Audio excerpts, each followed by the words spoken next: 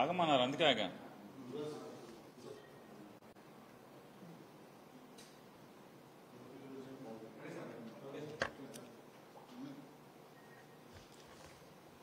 YSR Congress party Machilipatnam parliament అభ్యర్థిగా రాష్ట్ర ముఖ్యమంత్రి మరియు వైఎస్ఆర్ కాంగ్రెస్ పార్టీ అధ్యక్షులు డాక్టర్ సింహాద్రి చంద్రశేఖర్ గారిని నిర్ణయించడం జరిగింది. డాక్టర్ సింహాద్రి చంద్రశేఖర్ గారు ప్రముఖ క్యాన్సర్ సర్జన్. ఆయన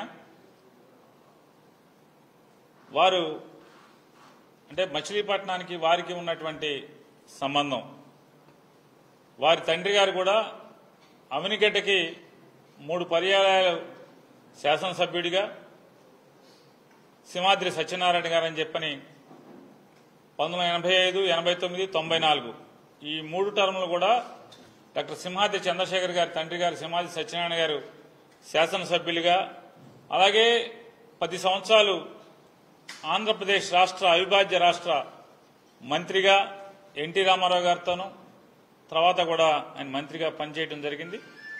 అలాగే వీరు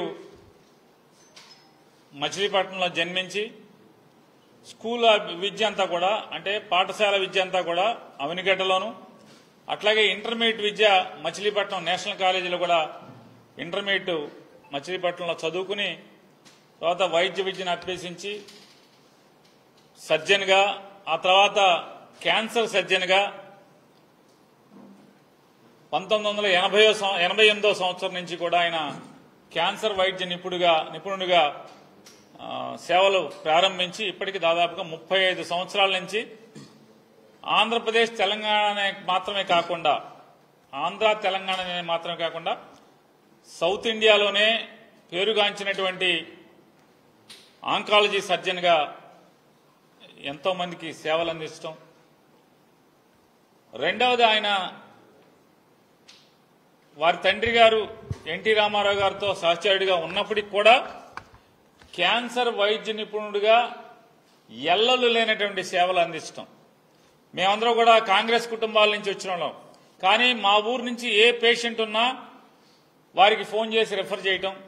వారు అంతే మాతో ఎక్కడో కూడా వీళ్ళ పార్టీ వేరు, వీళ్ళు కాంగ్రెస్ పార్టీ, కానీ మా నాన్నగారు తెలుగుదేశం కాబట్టి అనే ఇంత కూడా మాకు అనుమానం అనేది లేకుండా వెంటనే రిసీవ్ చేసుకోవడం, కాల్ రిసీవ్ చేసుకోవడం, లేదా థియేటర్లో ఉంటే వెంటనే థియేటర్ నుంచి బయటకు వచ్చిన తర్వాత ఫోన్ చేయడం. ఏంటి నాని ఫోన్ చేసావు సార్, మా ఊరి నుంచి పేషెంట్ వస్తున్నారు, రేపు పంపించమంటారు. పంపించి తప్పకుండా చూసి మళ్ళీ వెంటనే పేషెంట్ చూసి ఫోన్ చేయటం. ఇక మీ పేషెంట్కి ఈ రకమైనటువంటి పరిస్థితులు ఉన్నాయి, ఇలా చేద్దాం లేదా ఆరోగ్యశ్రీలో పెడదాం. ఇట్లా ఎల్లలు లేనటువంటి ఈ పార్టీ ఆ పార్టీ అనేటువంటి సరిహద్దులు లేకుండా ఆయన సుమారుగా 35 సంవత్సరాలు అవిరళ సేవ అందించారు. మరి ఇంత గొప్ప అంటే కేవలం కృష్ణా జిల్లా లేదా మచిలీపట్నమా కృష్ణా జిల్లానా లేకపోతే అనేది కాకుండా ఆయన సేవలు విస్తృతమైనవి. ఇంత ప్రముఖమైనటువంటి నేపథ్యం ఉన్నటువంటి ఒక గొప్ప డాక్టర్ మచిలీపట్నం పార్లమెంటు ప్రజలకి సేవ చేయటానికి అంటే ఇంత ఉన్నతమైన చదువులు చదువుకుని 35 ఏళ్ల పాటు ప్రజలకి వైద్య వృత్తి ద్వారా అనేకమైనటువంటి సేవలు అందించినటువంటి ఆయన వైఎస్ఆర్ కాంగ్రెస్ పార్టీ తరఫున పార్లమెంటు అభ్యర్థిగా పోటీ చేయటానికి ముందుకు వచ్చినందుకు మేమంతా కూడా ఆనందపడుతున్నాం. ఒక మంచి అభ్యర్థిని పార్లమెంటుకి పోటీ చేయడానికి, అలాగే మేము వెళ్ళి మాతో పాటు ఎమ్మెల్యే ఓటు మాకు, అలాగే ఎంపీ ఓటు పలానా ఆయనకి చంద్రశేఖర్ గారికి వేయమని అడగటానికి కూడా మాకు కూడా ఉత్సాహం వచ్చేట్టు, 7 ఎమ్మెల్యే అభ్యర్థులకు కూడా ఉత్సాహం వచ్చేట్టుగా మంచి అభ్యర్థిని, ఇమేజ్ ఉన్నటువంటి అభ్యర్థిని, ఉన్నత చదువులు చదువుకున్నటువంటి అభ్యర్థిని, అట్లాగే విస్తృతమైనటువంటి విషయ పరిజ్ఞానం ఉన్నటువంటి భారతదేశం పట్ల, ఈ వ్యవస్థ పట్ల, ప్రపంచం పట్ల విస్తృతమైనటువంటి అవగాహన ఉన్నటువంటి మంచి వ్యక్తిని వైఎస్ఆర్ కాంగ్రెస్ పార్టీ పార్లమెంట్ అభ్యర్థిగా మచిలీపట్నానికి అందజేసినందుకు జగన్మోహన్ రెడ్డి గారికి మా జిల్లా ప్రజలందరి తరఫున ఆయన్ని మనస్ఫూర్తిగా కృతజ్ఞతలు, అభినందనలు తెలియజేసుకుంటున్నాం.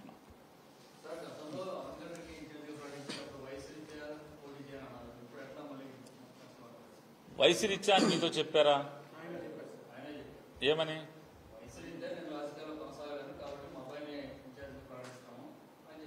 దేనికి? అసెంబ్లీకి. ఇప్పుడు ఈయన పోటీ చేస్తున్నది దేనికి?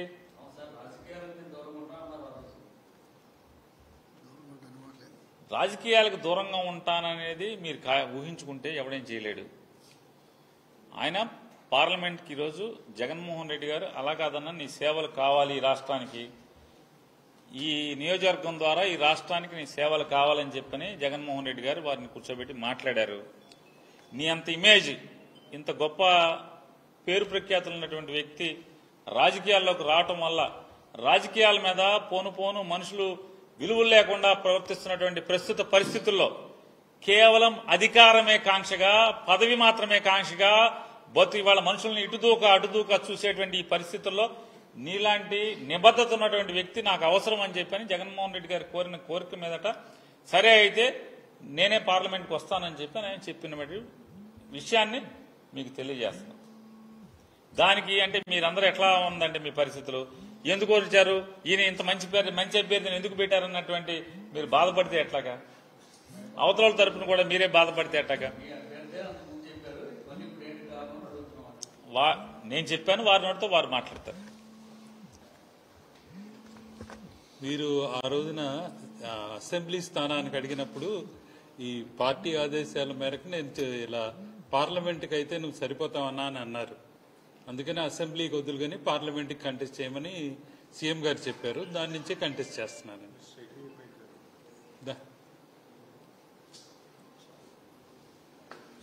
సెలవు.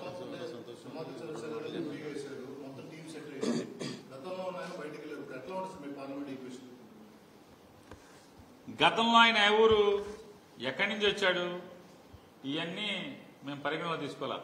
జగన్మోహన్ రెడ్డి గారు పెట్టాడు, జగన్ గారు ఇమేజ్ మీదే గెలిచారు. గతం ఎవరు ఎక్కడి నుంచి వచ్చారు, మా ఊరు కాదా, ఏం చదువుకున్నారు, డాక్టర్ గారా యాక్టర్ గారా అని మేమేం చూడాల. ఆ రోజు జగన్ గారు పంపించారు, జగన్ గారు బొమ్మ పెట్టాం, జగన్ గారు బొమ్మ పెట్టుకునే 7 ఎమ్మెల్యేలు పార్లమెంట్ సభ్యుడు గెలిచాం. కాబట్టి ఎవడ కర్మ ఆడు అనుభవిస్తాడు. ఇవాళ ఒక మంచి డాక్టర్ని జగన్మోహన్ రెడ్డి గారు పెట్టారు, ఆ డాక్టర్ గారిని తీసుకుని జగన్ గారు బొమ్మ పెట్టుకుని 7 అసెంబ్లీ ఎమ్మెల్యేలు అట్లాగే పార్లమెంట్ సభ్యుడు గెలిచి మళ్లీ వస్తాం.